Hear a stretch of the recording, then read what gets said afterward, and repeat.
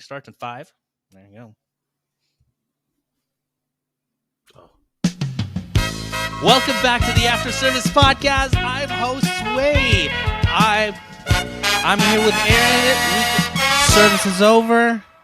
All the tickets have been called. Hopefully, dessert is over, and we can get started on today's episode. We're going to be going over some Reddit topics that I thought were pretty interesting, and a very important pro tip that I think every line cook should follow.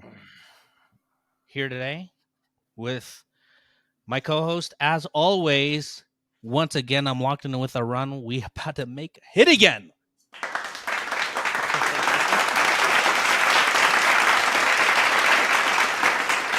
Yeah, how you like that, huh?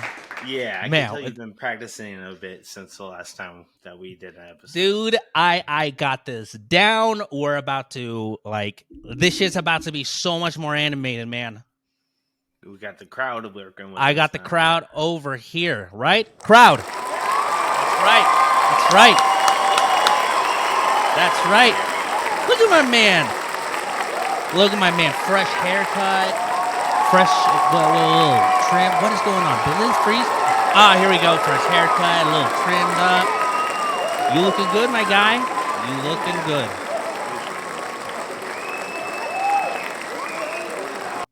Man, that was some long applause, or I was lagging. I can't tell which. Okay. I think we stopped lagging. Did we stop lagging now? Yeah, I think we stopped lagging. Okay, we stopped lagging. That was a nasty lag. It froze, and I'm like, God damn it, do I have to restart this thing again? So, let's start with the very first little topic. We got a topic. All right, so this cook wants to know, how do you deal with arrogant people who just came out of culinary school with no experience otherwise? Now, the only guy that I know tons of people that have had culinary experiences and culinary school. I never went to culinary school. I didn't even go to junior college culinary school. What about yourself? Me neither, man. Yeah, so yeah, I don't know everything. I kind of just make it up as I go along. I have been with those kind of people. They tend to be very. When I worked at John Ash, it was very cliquey like that.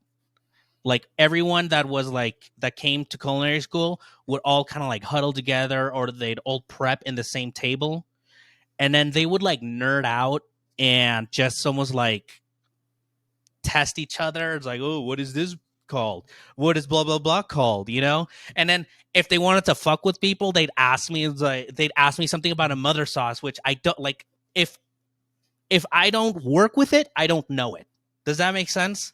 Yeah, that's fair enough. You're coming from a line cook perspective. You're I know what I've learned so far on the job.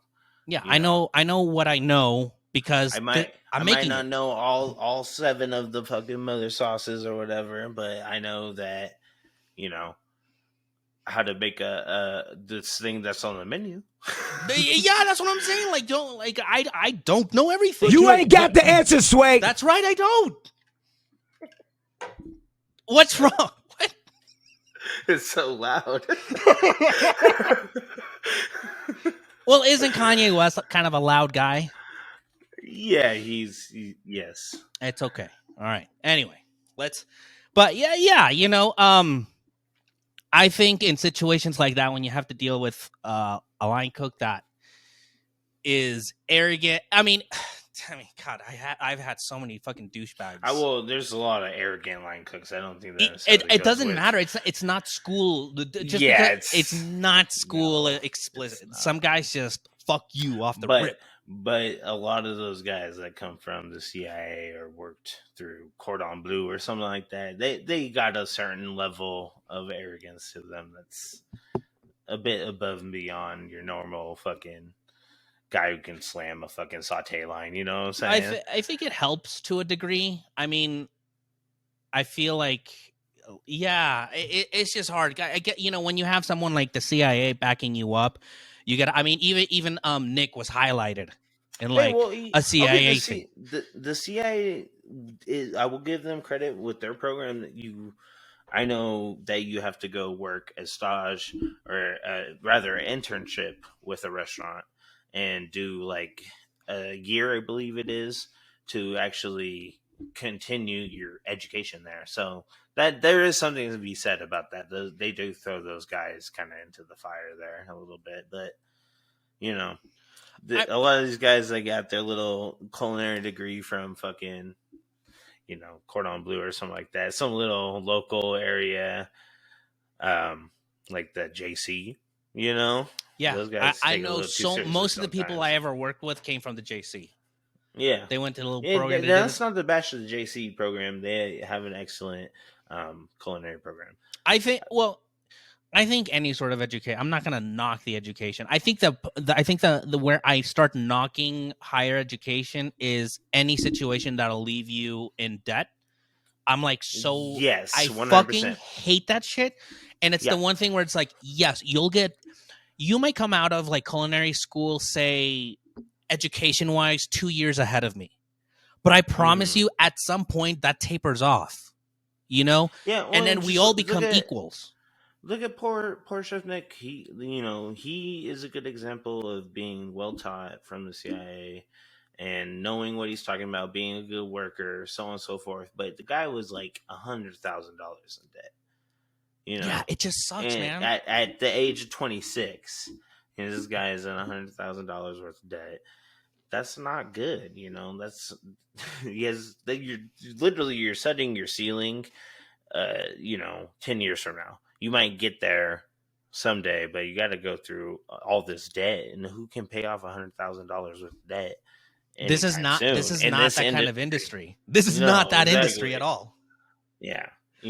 Maybe as a owner, or if he was like in David's position, I think that he, takes incredible, like, I mean, I would say hard work and talent, but it's like, how many times have you seen people that work really hard, are really talented, and they get passed up on, promotions or positions, well, I So think there was what's that saying? It's not what you know, it's who you know. exactly. And that is 100% true. I think I you could be as hardworking and industrious as you want to be, but if you don't know the right people, you'll get passed up for someone who does know the right people, and that's bullshit.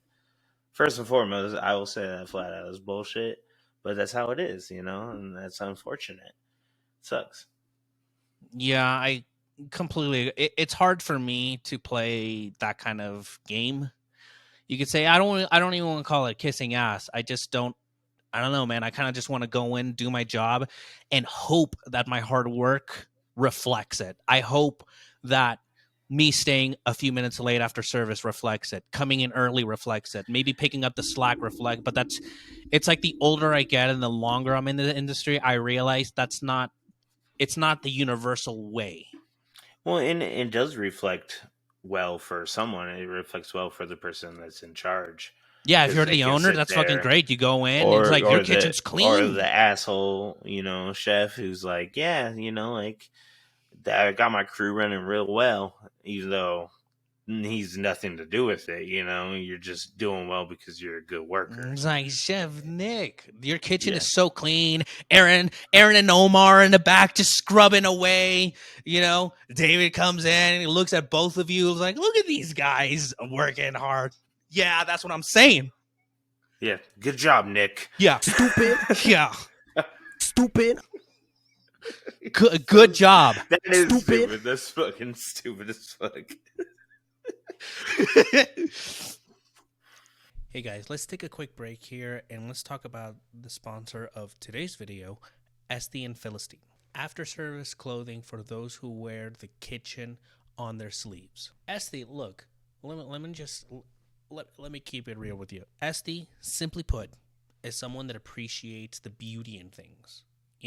Someone that can appreciate the beauty of a beautiful shallot, a nice onion, a potato, the appreciation of building, creating the most angelic, beautiful line cakes you will ever fucking see. You ever make a dish that's just so beautiful, you just like, it's almost a goddamn shame that you have to send it out.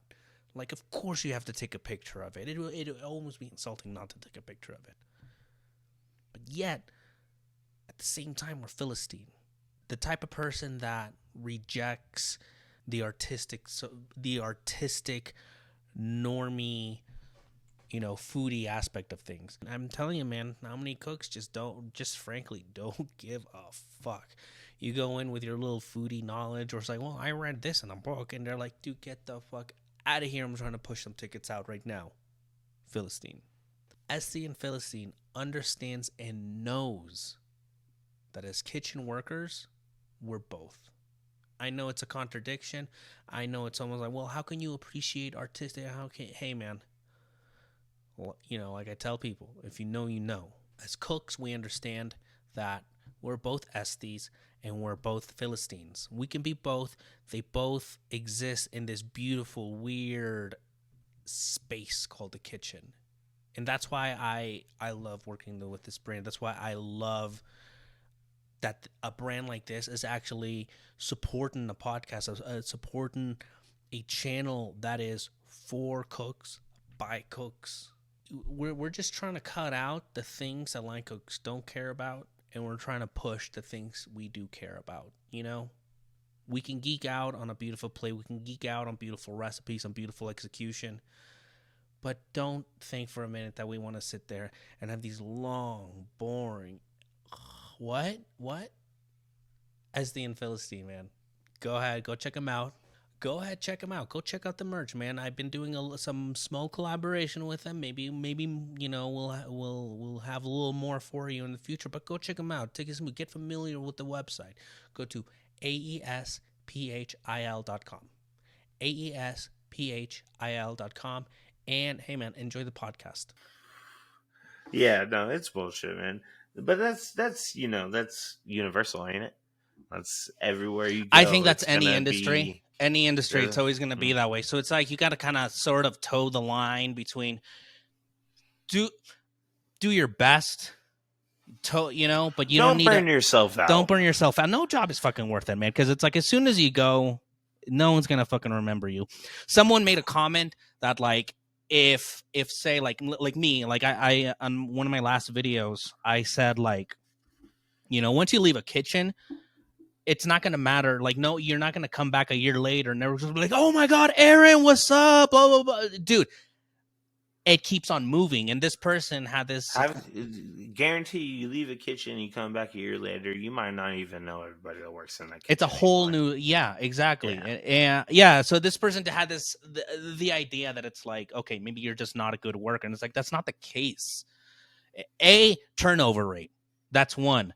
And then B, it's like shit just keeps on rolling. It's like I can't tell you how many people that I was so down with, but like within a week, it's like it's like. So regardless of if you're a good worker or not, in that sort of atmosphere when you feel fucking downtrodden all the time, you're just not gonna be a good worker regardless, right? Like you're gonna take advantage of things. Like you're gonna be like, I'm not gonna do this because nobody gives a fuck around here, Know your job description. Do your job. I'm gonna do just my station, and I'm gonna do all my cleaning, and I'm gonna get out of here. And that's unfortunate because that breeds kind of that sabotage energy. You know what I'm saying? I feel for myself, it's more like the owner's not there all the time. Okay, so whatever to him, he's just the guy that pays my check. Executive chef is not there all the time, so he can go ahead and give all these. One time, David legit came. We were doing service. You weren't there that night, and we were all Hispanics except for Nick working the night. And we like someone like Nick likes to practice his Spanish. I don't have a problem with that. It's super cool. Yeah. And we were running service basically in Spanish, and it was so fucking cool. I'm calling out tickets in Spanish. Nick's learning all that. Don't tell me David says something about that. David came in and he's like, when you call a ticket, do they understand what you're saying? I'm like, yeah, they understand. Everyone understands. Okay. So what if the person doesn't understand? And in my head, I'm thinking, okay, if I know that you don't understand, why the fuck would I just talk to you in Spanish? You know what I'm saying? So I'm looking at him like, stupid, just fucking, just completely like whatever, And then he's like, I need to talk to you and Nick when you guys get a chance. The ticket machine stopped ringing. We had like 5 seconds, and he's like, come here. In this company, we speak Stark. That's our language. I mean, why don't you just say speak English? I Yeah, mean, Nick was just he was just like what? What are you talking about? yeah, that's an attempt at team building that just really falls short And we right were there. all just like no one was complaining. Anyone that didn't even speak English, we weren't like, oh, we're gonna fucking ostracize you. Also, it's like funny. It's fun to like when we were all talking Spanish to each other. It's like me and Nick and Chris. We don't know good Spanish, but we're trying. You're So trying it's your like best, and how else are you gonna learn? By just exactly. applying it. And if it was like you, Chris, Aiden on the line, I'm calling. You think I'm gonna be like fucking with you guys during service, doing Well, yeah, I made sure I learned all the good words first. So you know. Yeah. So as I was saying, it's like I'm not there for the owner. I'm not there for the exec chef. I'm here to. I'll help my team out because those are the people like I work with, I sweat with, I fight with. You know, we get along. Like I'm there for the team, but I'm not about to Yeah. bust my ass, break my back for some fucking guy that clearly doesn't give a fuck about us. I still understand the gripe about trying to learn Spanish. I mean, you know, it's you're just trying to be familiar. You know, it's like a nice thing to try to learn someone else's language so you communicate better with them. And it's But like a lot of them genuinely didn't know how to speak the English. You know, yeah, I we're mean, all trying to learn, dude. We're all like, why are you? I don't know, man. It's just fucking weird. Like, it has no effect. It's one service. It's not like a thing, you know? also service is going good. Like, chill out. Service was going fantastic. It was one of those nights where it's like you're doing 300 covers, but everyone was kicking so much ass that tickets were like, we were in such a good mood. We were all like in our groove, kicking ass, just like That was my favorite is when it was slammed, but everybody was working so well, that and to the no point one gave a fuck, you know? I could just throw shit on the grill and be like, "Hey, Zenny, you need help with something?" Exactly, dude. I'm just letting this shit cook real quick. Like, let me just help you out with something real quick. You know, it Yeah, was good. exactly. So I don't know, man. Yeah, David was really a stick in the mud. Like I think He's he, a, he it's just so it's like I understand the energy that he's trying to give into it, but he's just it's the execution it that's all felt wrong. very I don't know. You It felt know, very corporate, and that right? he's He's trying to trying to do. like build morale, but he's like an idiot. He doesn't know how to build morale. He doesn't Yeah, but understand he's how an to idiot. like. God damn, Aaron. God, God It's damn. true, dude. He's like he comes in and he just shits on everything that you're doing, and he's like, "You gotta do this better. You gotta do this better. You gotta do this better." And it's like, "Yeah, dude, you're like ambushing me in the middle of service, I think you should and focus on I'm the bigger stressed, right?" picture. I can Well, understand. I think it's perfectly appropriate to call things out that are not going well, but you have to highlight the things that you're doing well too. So you're not just constantly shitting on somebody. Like who wants that? Who wants to go to How work do and have I? a big Yeah, how am boss I supposed shove his to? shit on them? You know, you got to saturate your criticisms with also like good advice helps I think if you sometimes. have a good point, it helps.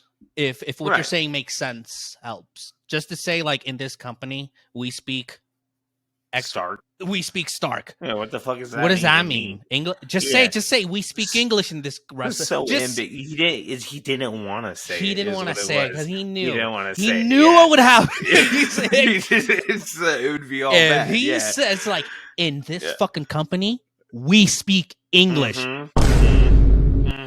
That's right. No. Be like, Yeah. that'd It be would have the been all end. bad. That'd be the end. I'd be like, Mark, you know what the fuck he said?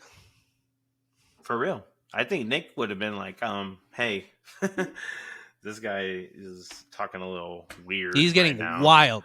Yeah, in this Yeah. company, we speak Stark. Yeah. What the fuck? It's weird enough as is. Yeah. So, All right, Thomas Keller, get out of here. Calm down. Next, he's gonna tell us at any time like a customer comes in to thank us, not to look up at them. Keep your head down. Don't you dare.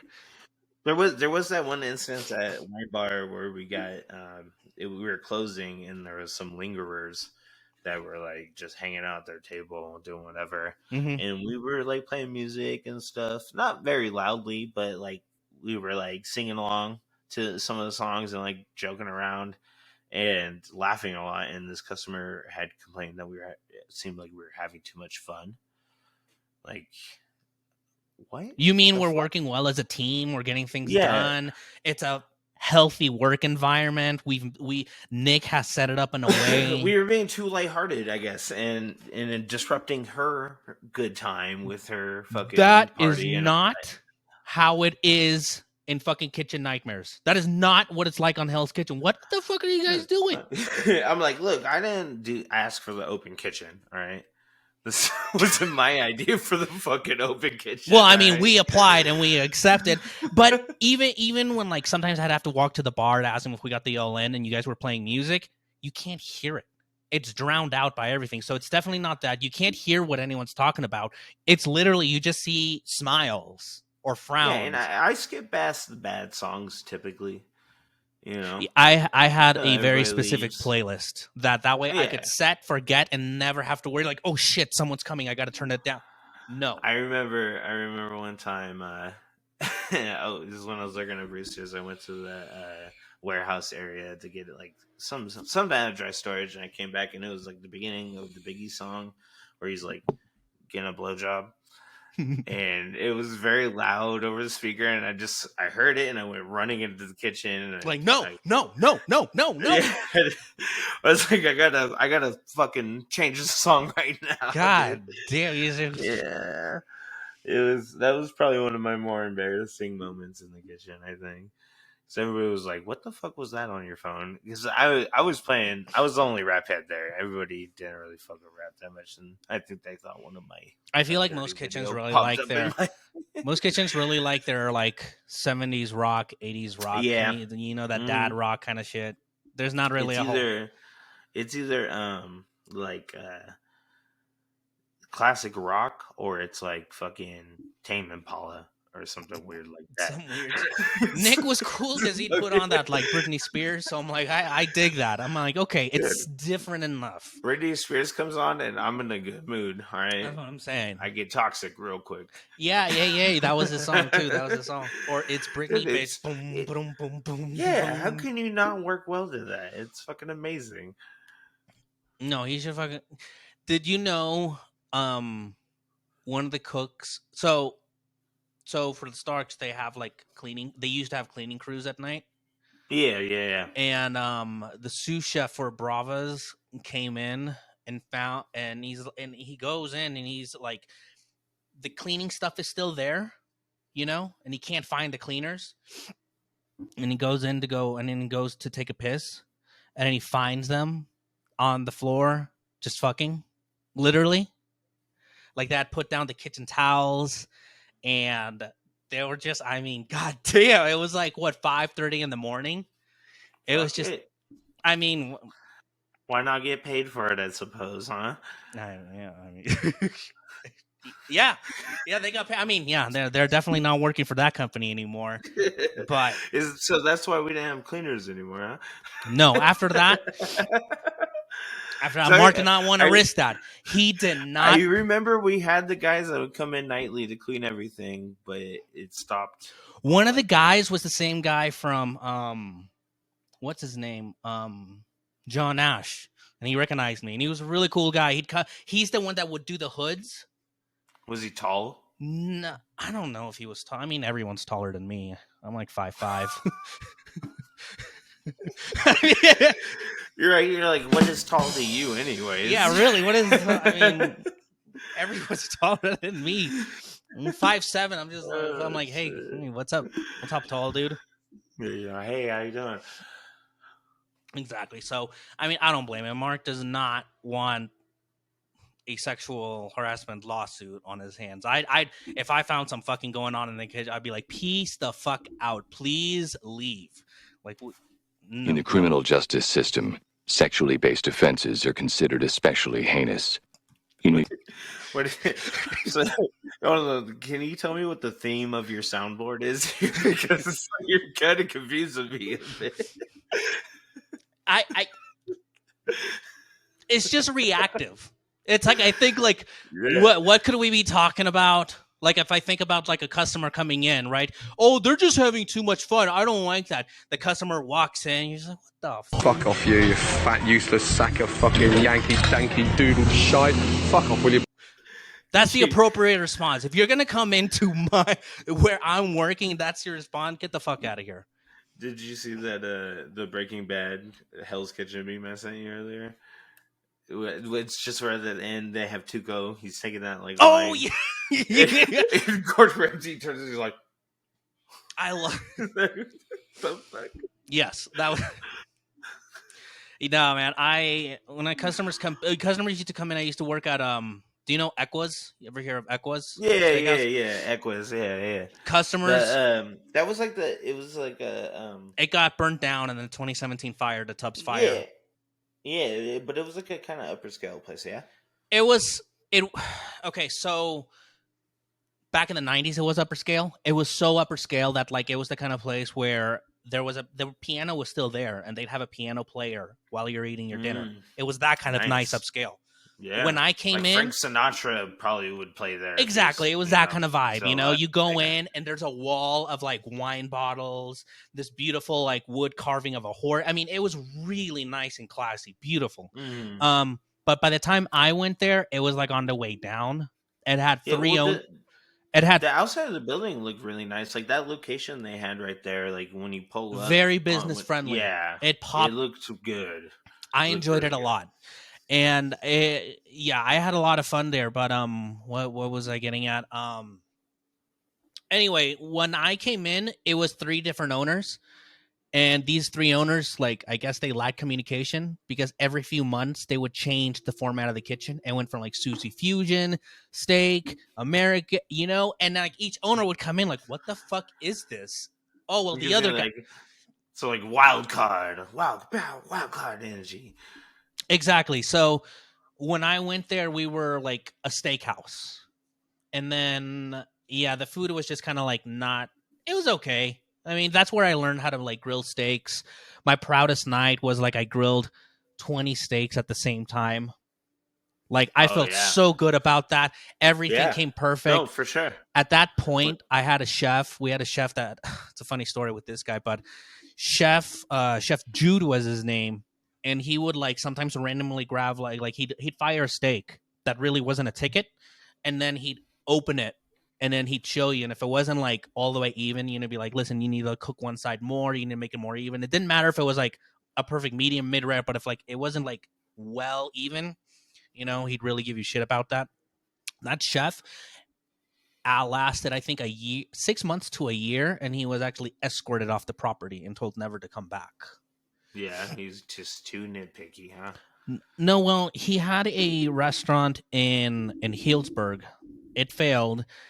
The chef at Equas was leaving, and so that chef's girlfriend's friend knew this other chef, and so she's like, "Bring him."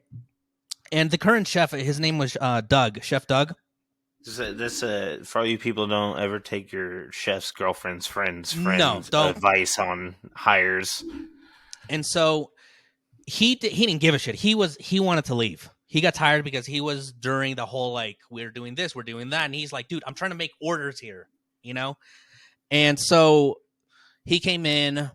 He tried to he just came in like, I'm running the show, and then he wants to do everything his way. I remember he changed the menu, and I'm like, hey, you know what?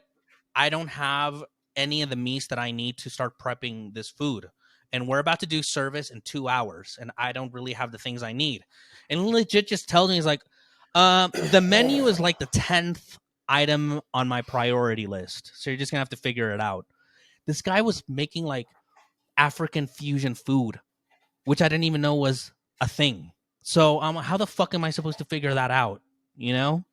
So I just went, and it was a shit show, and the GM came and he's like, what did he do like a tasting at all? He did a tasting, but he never printed out the recipes. So we had a new menu, no recipe book. And that was like his 11th thing on this to-do list. He didn't give a shit about that.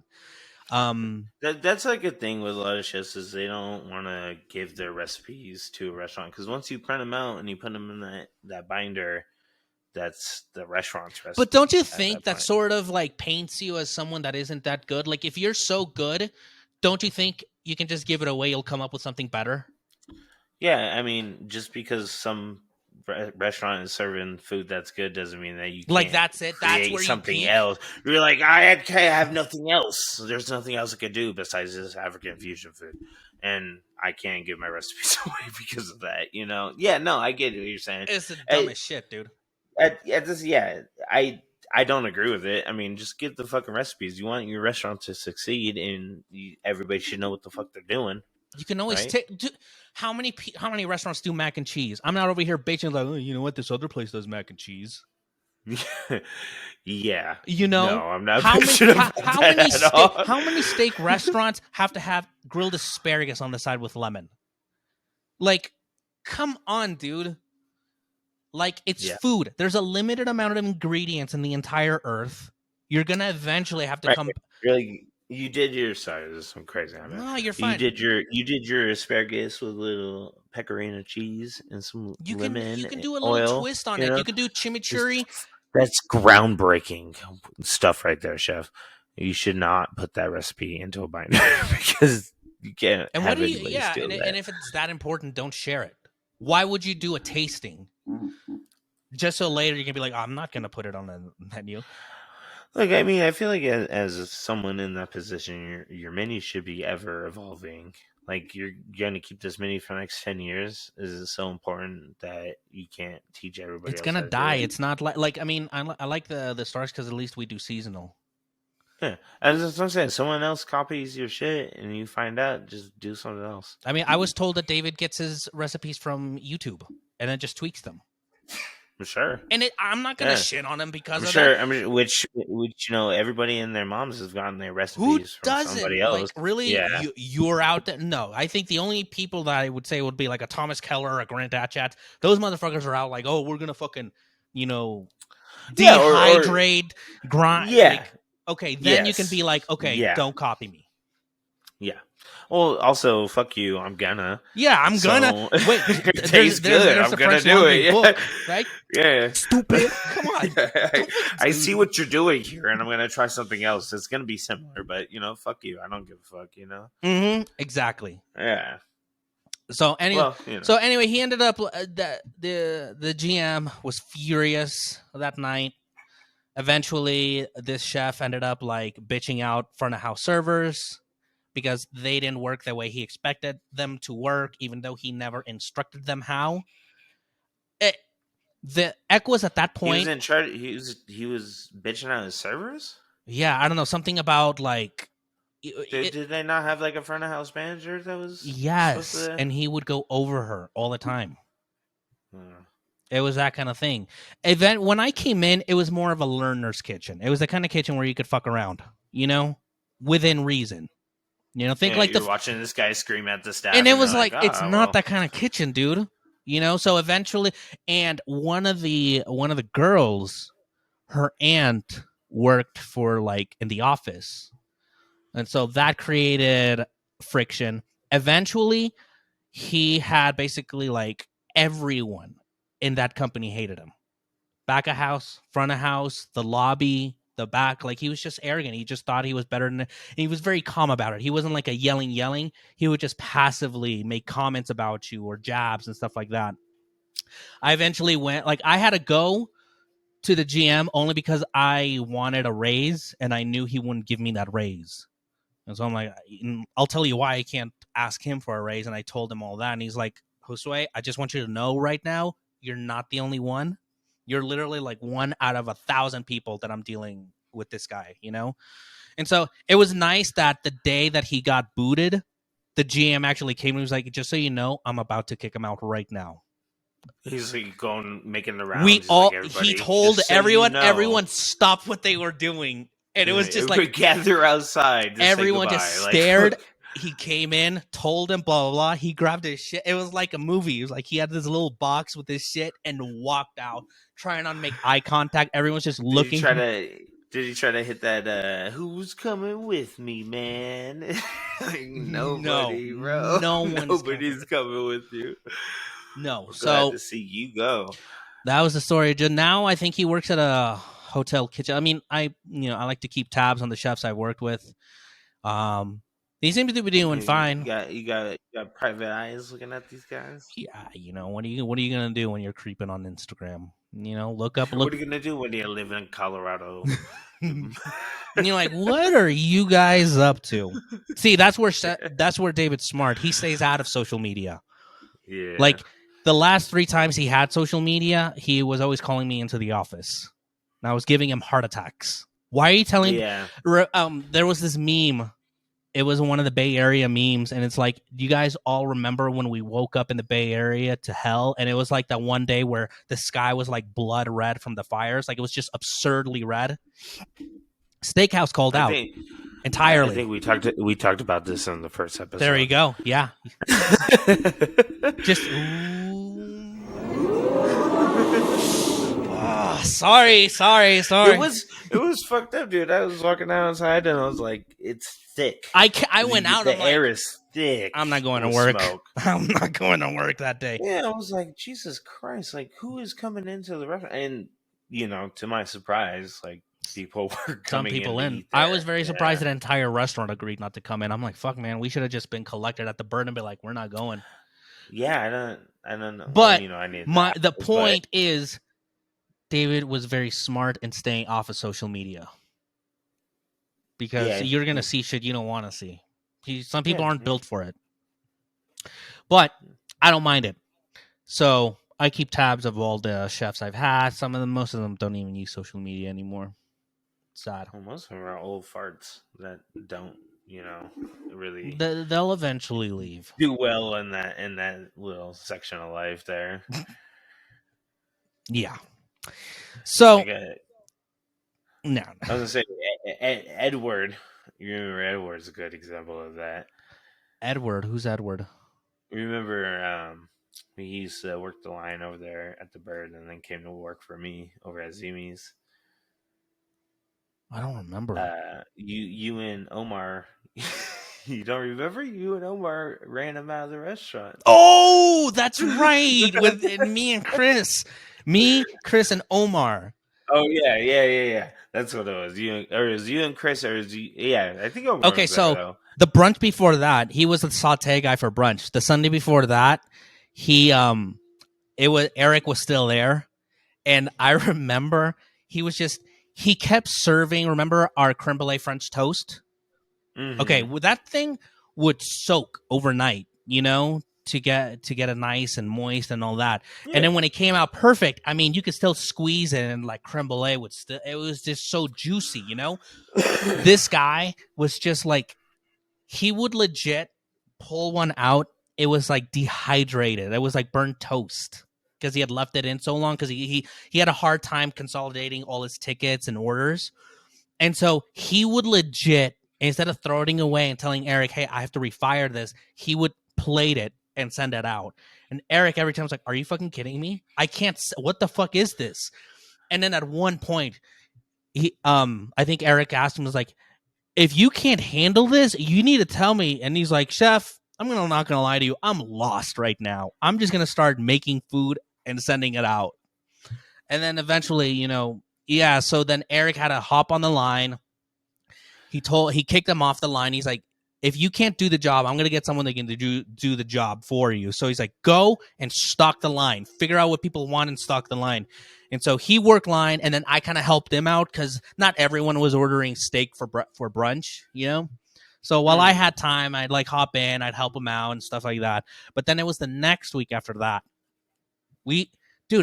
No one thought we were going hard on him. We were all roasting each other. He's sensitive. He's a sensitive man. And then one day and then like within 45 minutes from the time he must have walked out, we're like, where is he? And he's like, he left. And Chris could not believe it, dude. Omar was in shock. He's like, no fucking way. He left. And we gotta tell Eric. Dude, that when he was working for me, he would routinely argue with customers about what they wanted on like their pizzas and stuff like that, Mm-hmm. you know. Or if they wanted like some of the Greek dishes, he'd be like, I don't think you should order that. And it's like, huh? Well, because he didn't want to have to make it. Yeah, It essentially. sounds like it. Like, oh, that's a little too Yeah. complicated. I don't want to do that. So, and I had gotten a email about it.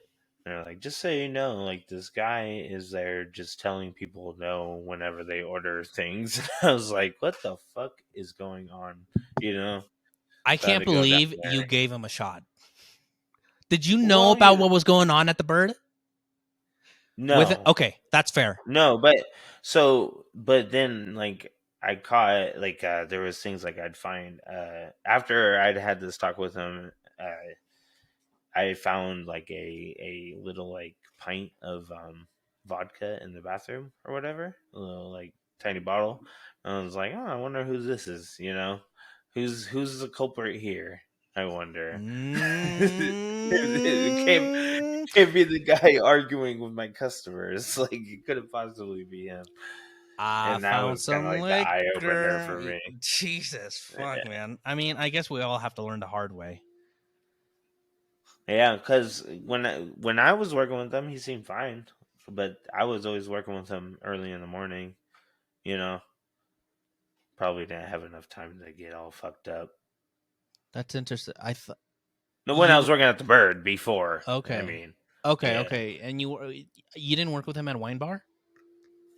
No, we worked opposite shifts. Okay, that's why. Because I'm like, wait, Yeah. you guys worked at Wine Bar together. What are you talking about?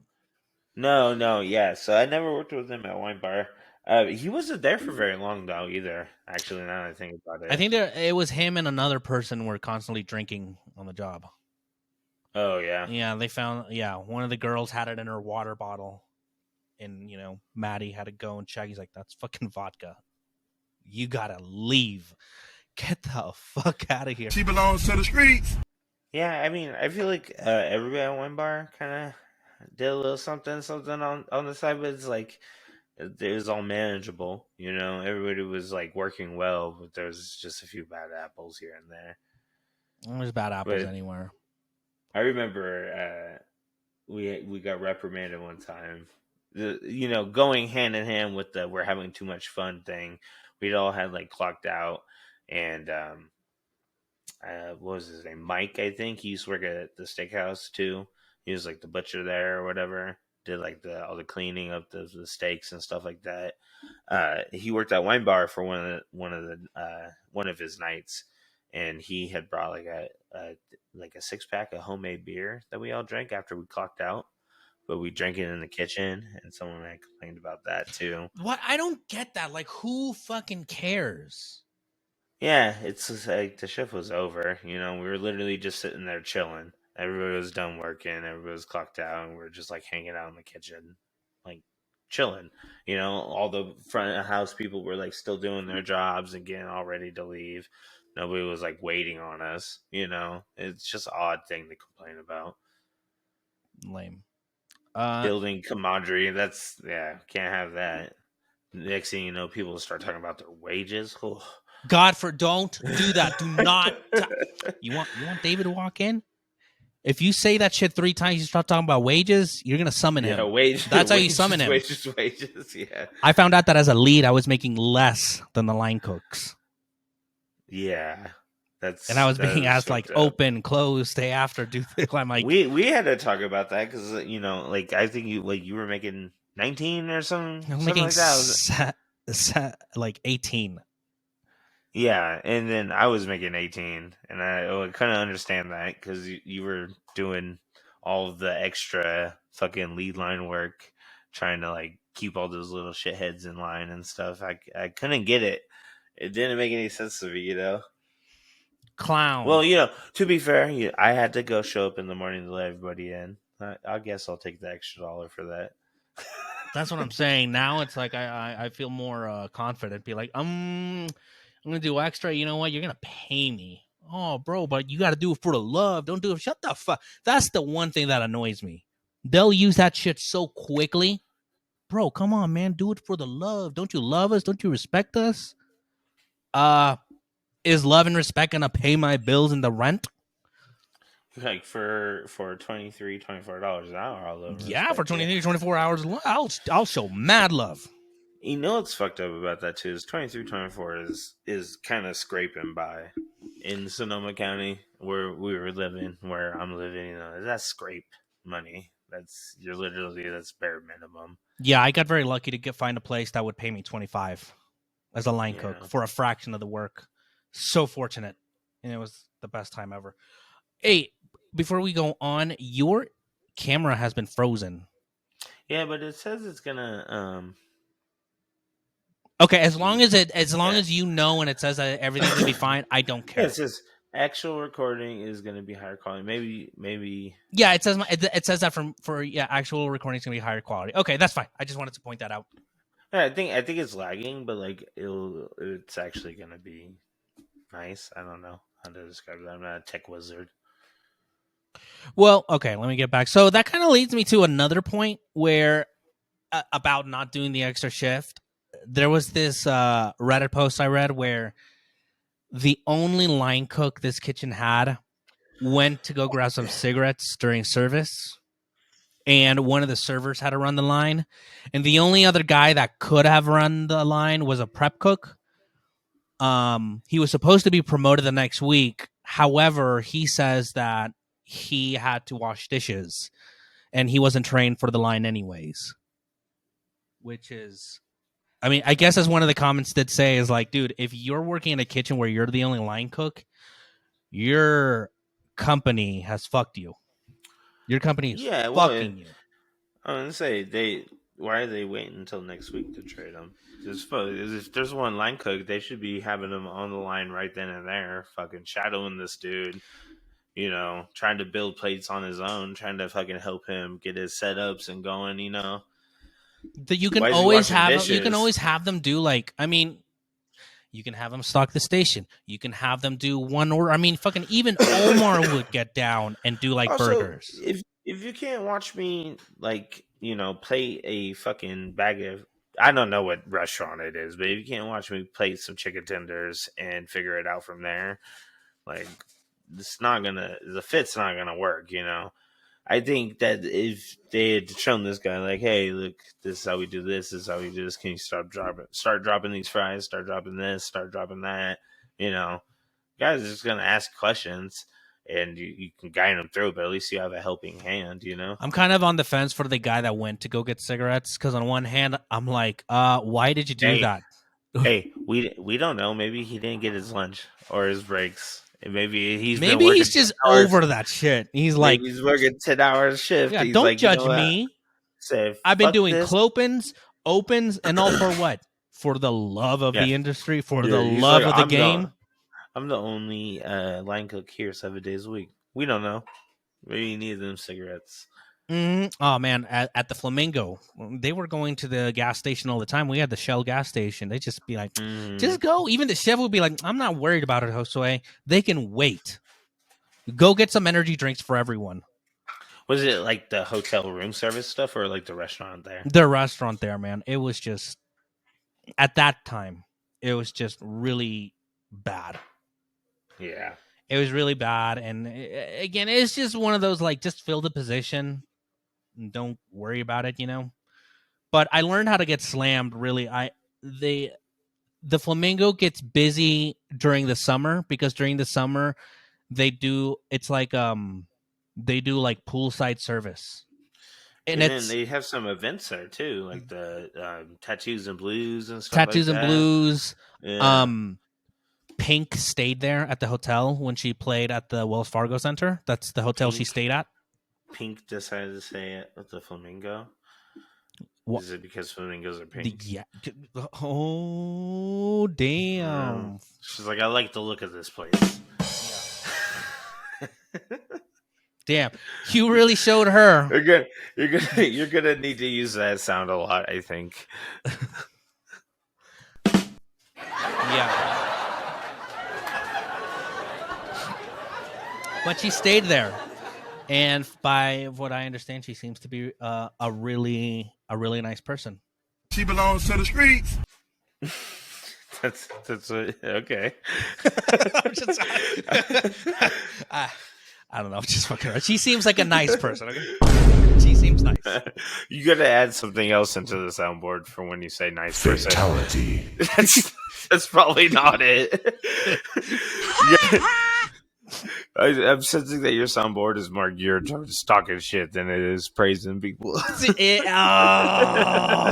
Stupid. Stupid. Oh shit! Kind of. I just come on, man. I'm not qualified. I'm just qualified to talk shit. Yeah. I have no qualifications. I know. Don't ask me for these. No. But you ain't got the answer, Sway. No, I don't. But you don't. You really don't. No, but I'm doing the best I can. Okay. None of you are working as a team. That's what I'm saying. Why is Gordon so mean on camera but so nice in person? That's a real hard-hitting question right there. That is some fake shit. That's like being a rapper who raps about gang shit and then you're not gang shit. Because that Lil Durk. Oh, hey, whoa. God damn. Take it back. We all know King Von was the fakest rapper of all. Okay, we all know. Cut that shit out of this. Fatality. Wow. Wow.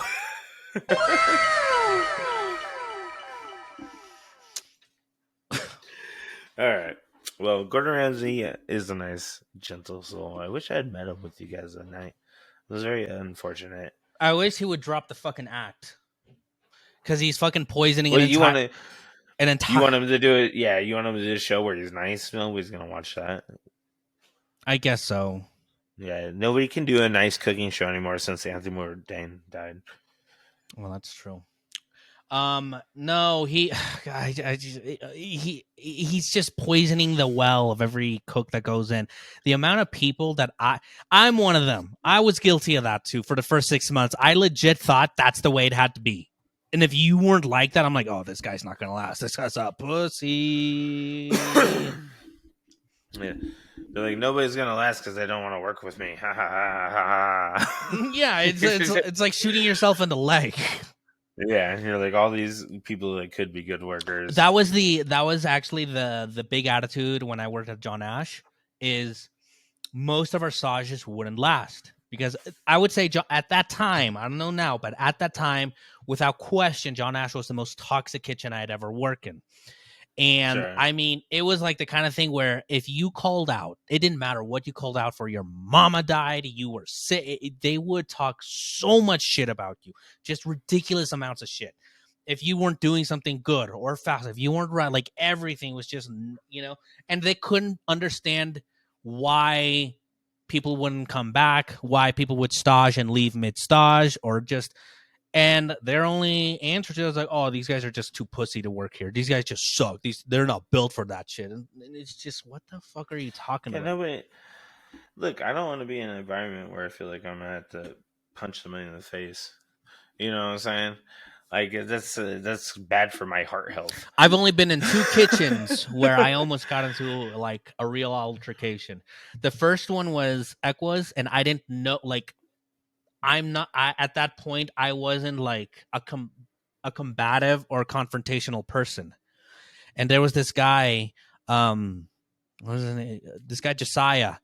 And from day one, everything I did wasn't good enough. And he would work next to me. And sometimes he would it's kind of like, at the Bird where our work table, it's one solid table. We all have to share space. Mm-hmm. He would always put his stuff close to my station, and then he'd slowly start inching into my station, and then he'd start bitching at me for being in his way. And that was the only one where I just I started to willfully kind of practice getting under his skin. I would get in his way. I definitely was in the wrong there because I would definitely antagonize.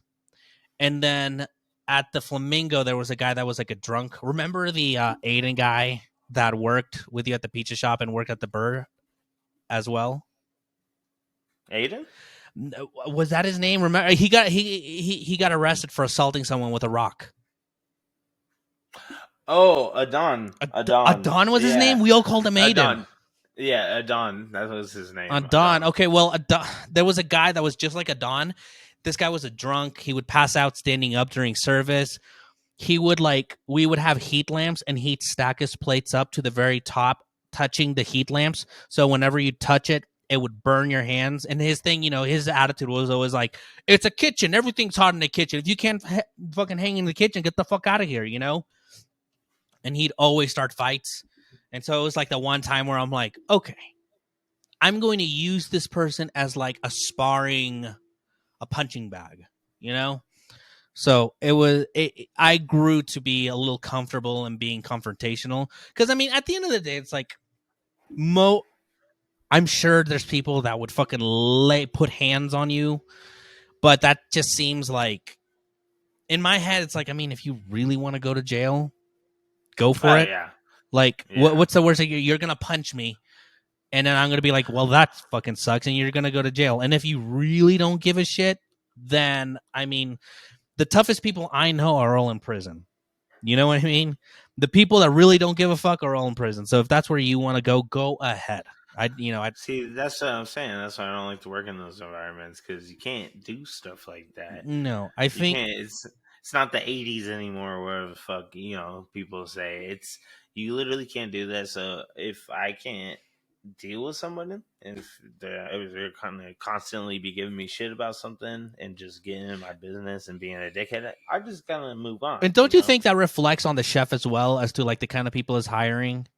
Yeah, well, there's a kind of like the stigma against like complaining about somebody, like you don't want to seem like the guy that's like causing problems. You're like, oh, this guy treats me like shit, or like seem like you're kind of like pussy. Yeah, like you're a bitch or whatever. But it's like at the same time, it's like everybody deserves to be respected in their workplace. And if someone is constantly belittling you and not treating you right, while also not teaching you anything, it's like, what the fuck? I'm out of here. It almost feels like the kids. And it goes with that. It's like I can't put hands on you, so like I gotta go. I'm not going to. It's not worth it. I got a wife and kids. What you think? Like, I don't give a fuck. You can call me pussy all day long. I'm walking away. Yeah, one punch. You're gonna be mad when you're doing this service on your own, buddy. Yeah, I'm not sticking around for that. I'm not looking to be like another video and like fight. All right, so I'm gonna wrap this episode up on a light note, and that is, I want to, is it fight your coworkers, get boxing gloves, and have like a monthly sparring night. Someone is gonna figure out that they have a knife and things are gonna go south. Everybody has to leave their knife bag at home. Yeah, no.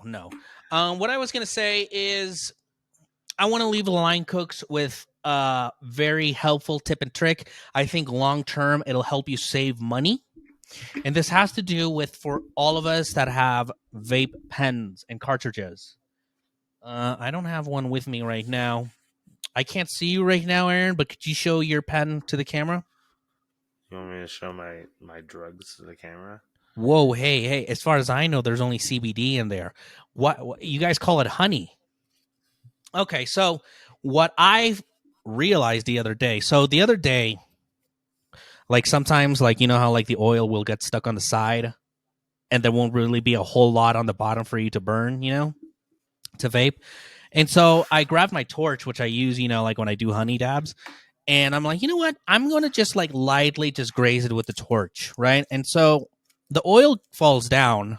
And then I start to notice that stuff is falling from like where the mouthpiece is.